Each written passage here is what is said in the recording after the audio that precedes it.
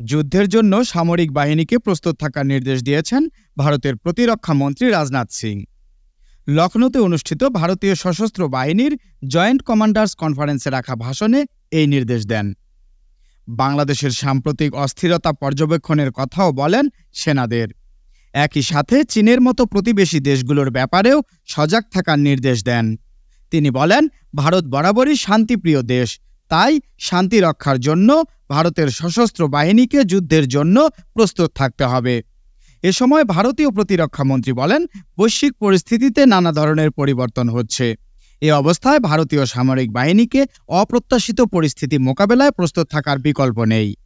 রাজনাথ সিং আরও বলেন, ভারত অতীতেও শান্তির পূজারী ছিল, ভবিষ্যতেও থাকবে, কিন্তু আমাদের চারপাশে যা ঘটছে সেসব কার্যকলাপের ওপরও নজর রাখতে হবে।